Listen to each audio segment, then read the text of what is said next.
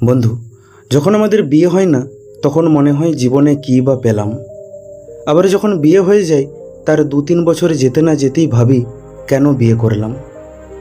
বিয়ের পর যদি স্বামী স্ত্রীর সম্পর্ক ভালো না থাকে তাহলে জীবনটা নরক হয়ে ওঠে। দেখুন, মনে মনে আমরা সবাই একটা ভালো জীবনসাথী চাই, হয়তো পেয়েও যাই, কিন্তু আমরা তার সাথে ভালো থাকতে পারি না। এখানে দুজনেরই কম বেশি দোষ থাকে। ঠিক দোষ বলবো না, তবে দুজনেরই বেশ কিছু ভুল থাকে, যেগুলো আমাদের বিবাহিত জীবনকে ওই পোকার মতো একটু একটু করে খেতে থাকে। ফলে আমাদের বিবাহিত জীবন সুখের বদলে দুঃখের হয়ে ওঠে, বিরক্তির হয়ে ওঠে, কিংবা ততটা সুখের হয়ে ওঠে না যতটা সুখের হতে পারত। কিন্তু কি সেই ভুল? আজ আমরা এই ভিডিওতে সেটাই জানব। আজ আমরা এই ভিডিওতে 7টি এমন ছোট ছোট ভুল নিয়ে আলোচনা করব যা আমাদের দাম্পত্য জীবনকে নষ্ট করে দেয়।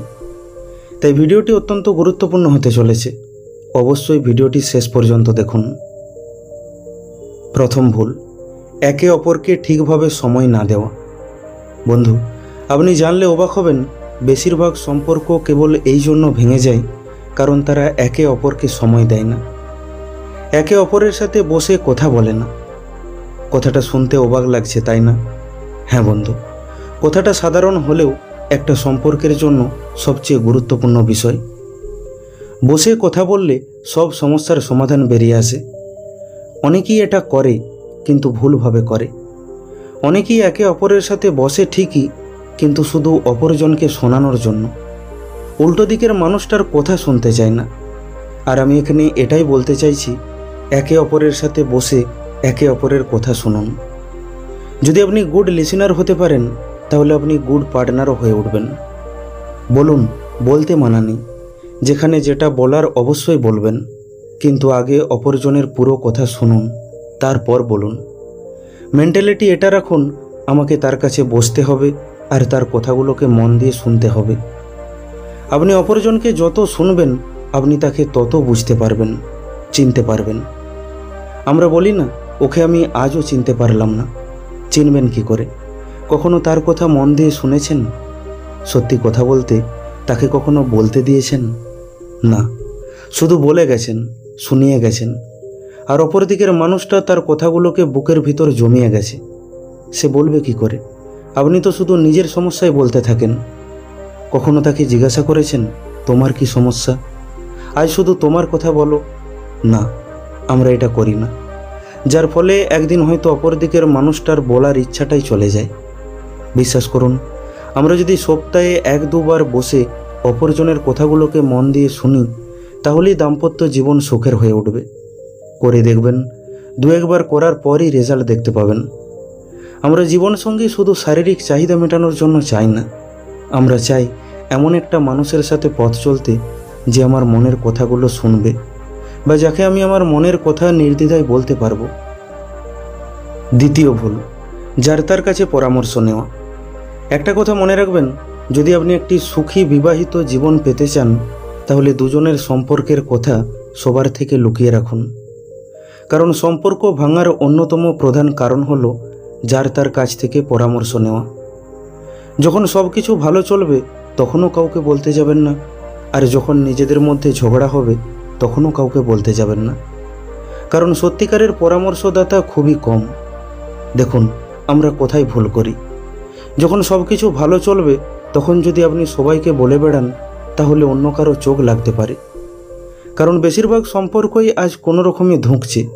সেখানে আপনি যদি বলেন আমাদের মধ্যে সব কিছু খুব ভালো চলছে, তাহলে মানুষের হিংসা হবে, আর তারা আপনাদের সম্পর্কটাকেও তাদের মতো খারাপ করে তুলবে।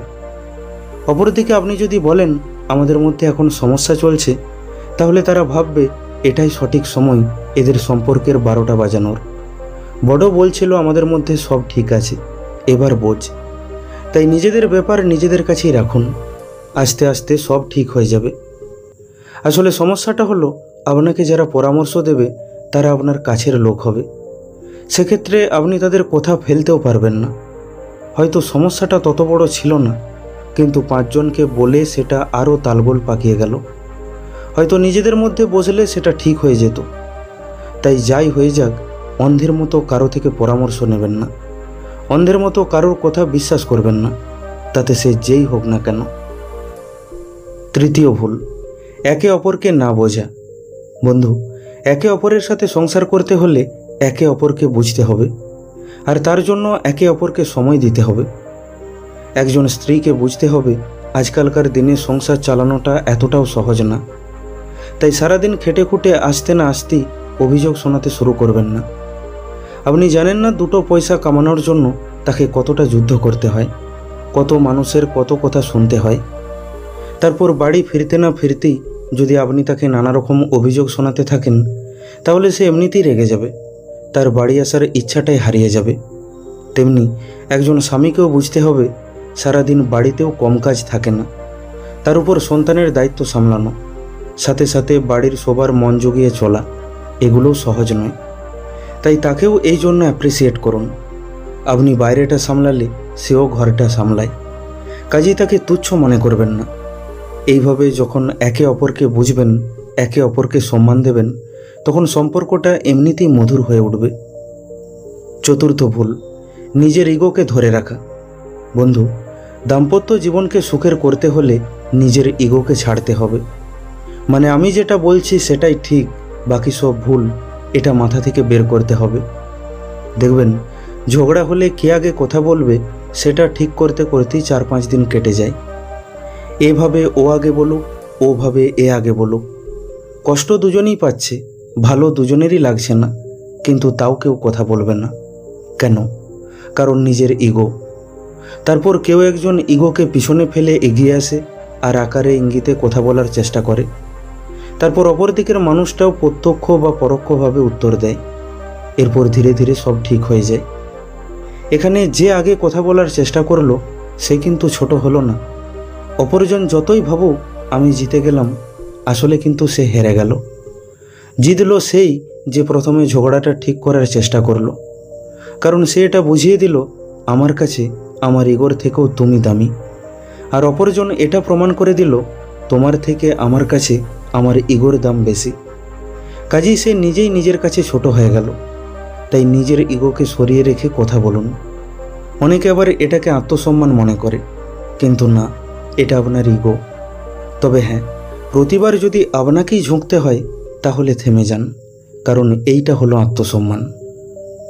পঞ্চম ভুল, ঝগড়ার সময় উল্টোপাল্টা কথা বলে দেওয়া।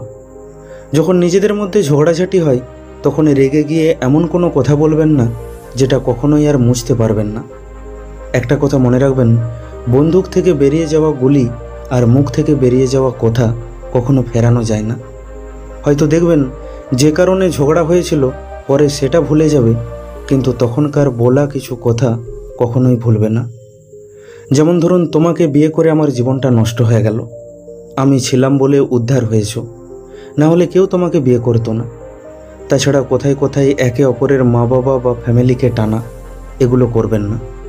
এমন কথা বলবেন না যেটা অপরজনের আত্মসম্মানে আঘাত করবে, তার অস্তিত্বকে ছোট করবে। এমন কোনো কথা বলবেন না যেটা সম্পর্কের দেওয়ালে একটা কালো দাগ হয়ে রয়ে যাবে, যেটা চাইলেও মোছা যাবে না। এক্ষেত্রে পরে সব ঠিক হয়ে গেলেও ভালোবাসাটা কমে যায়। সর্বদা একটা নিয়ম মনে রাখবেন, যখন একজন বলবে তখন অন্যজন শুনুন, তারপর সে যখন চুপ হয়ে যাবে তখন আপনি বলুন। বেশিরভাগ সম্পর্ক কেবল ভুল সময়ে ভুল কথা বলার জন্য নষ্ট হয়ে যায়। এই জন্যই গৌতম বুদ্ধ বলেছিলেন, দুনিয়ার সবচেয়ে ধারালো ছুরি হলো আমাদের জীব। এতে রক্তপাত হয় না ঠিকই, কিন্তু মানুষকে ভেতরে ভেতরে মেরে ফেলে। তাই কখনো কখনো ভাবি, ভালোই ছিল আগে মানুষ ইশারায় কথা বলতো, কমপক্ষে কিছু হৃদয় ভাঙা কথা শোনার থেকে বেঁচে যেত। ষষ্ঠ ভুল, বাড়ি ছেড়ে বেরিয়ে যাওয়া। সমস্যা যাই হোক, যেই নিয়েই ঝগড়া হোক, বাড়ি ছেড়ে বেরোবেন না। বাড়িতে থাকলে সব ঠিক হয়ে যাবে, কিন্তু বাড়ি ছেড়ে বেরিয়ে গেলে আর কোনোদিনও ঠিক হবে না। তাছাড়া কিছু হলেই বাড়ি ছেড়ে চলে যাওয়া, এটা একটা বাজে অভ্যাস। এটাতে লোকে হাসাহাসি করে, অন্যরা মজা নেয়, বাড়ির কথা দুনিয়া জানে, যেটাতে সমস্যা আরও বাড়ে। হ্যাঁ, কোনো মারধর বা অত্যাচার করলে সেটা আলাদা ব্যাপার, তখন যেতেই হবে। কিন্তু পান থেকে চুন খসলে বাড়ি ছেড়ে চলে যাওয়া বা চলে যাওয়ার হুমকি দেওয়া, এগুলো করবেন না। একে অপরের সাথ দিন, তাতে সময় যেমনই থাকুক। ভালো হলেও একসাথে কাটান, আর খারাপ হলেও একসাথে মুখোমুখি করুন। দুজন দুজনের হাতটা শক্ত করে ধরে থাকুন। দুজন একসাথে থাকলে দুনিয়ার সব বাধা কাটিয়ে ওঠা যায়। সপ্তম ভুল, কম্প্রোমাইজ বা আপোষ না করা। দেখুন, দুটো সম্পূর্ণ আলাদা আলাদা মানুষ একসাথে পথ চলার চেষ্টা করছে। সেখানে একে অপরের সাথে কখনোই সব কিছুর মিল হবে না। অতএব কম্প্রোমাইজ তো করতেই হবে। সব কথাকে প্রাধান্য দিলে সংসার করতে পারবেন না। কিছু কথাকে শুনেও না শোনার ভান করতে হয়। এই পৃথিবীতে হয়তো কয়েকটা মাত্র হাতে গোনা মানুষ হবে যাদের কম্প্রোমাইজ করতে হয় না। বাকি সবাই কম্প্রোমাইজ করে চলেছে। অনেকে ভাবছেন কম্প্রোমাইজ কেন করব, কতদিনই বা করব। এখানে বলি, কম্প্রোমাইজ করারও একটা কৌশল আছে। এমন কিছু জিনিস আছে যেখানে একদমই কম্প্রোমাইজ করা যাবে না, আবার এমন কিছু জিনিস আছে যেখানে কম্প্রোমাইজ করা যাবে। যেমন ধরুন, চরিত্র নিয়ে একদমই কম্প্রোমাইজ করা যাবে না, কিন্তু কী কোম্পানির ফ্রিজ নেবেন বা কেমন ডিজাইনের আলমারি নেবেন, এগুলো তো কম্প্রোমাইজ করাই যায়। এছাড়া সংসার করতে গেলে অনেক সময় অনেক কিছু মানিয়ে নিতে হয়। সময় বিশেষে অনেক কিছুর সাথে আপোষ করতে হয়। আর যারা সময় মতো সব কিছু মানিয়ে চলে তারাই সুখে সংসার করে। বন্ধু, এই 7টি ভুল করে ছেড়ে দিন, আপনার দাম্পত্য জীবন আগের থেকে অনেকটা বেটার হয়ে যাবে। কখনো কখনো এই ভুলগুলো আমরা জেনে শুনে করে থাকি, আবার কখনো কখনো নিজের অজান্তেই ভুলগুলো হয়ে যায়, যার ফলে হয় সম্পর্কটাই শেষ হয়ে যায়, আর না হয় কোনো রকমে ধুঁকতে থাকে। হয় ডিভোর্স হয়ে যায়, আর না হয় লোক দেখানি কেবল ওপরে ওপরে রয়ে যায়। দুনিয়ার চোখে তো তারা স্বামী স্ত্রী, কিন্তু তারাই জানে তারা আসলে কি। তাই যত তাড়াতাড়ি সম্ভব এই ভুলগুলো করা বন্ধ করুন। বন্ধু, আশা করি ভিডিওটি থেকে আপনি কিছু শিখতে পারলেন। ভিডিওটি কেমন লাগলো কমেন্ট করে অবশ্যই জানান। ভালো লাগলে লাইক করে দিন, আর আপনজনের সাথে শেয়ার করে নিন। প্রতিনিয়ত এই রকম শিক্ষামূলক ভিডিও পেতে এখনই আমাদের ইউটিউব চ্যানেলটিকে সাবস্ক্রাইব করে নিন। খুব তাড়াতাড়ি ফিরে আসব অন্য একটি শিক্ষামূলক ভিডিও নিয়ে। ভালো থাকবেন। ধন্যবাদ।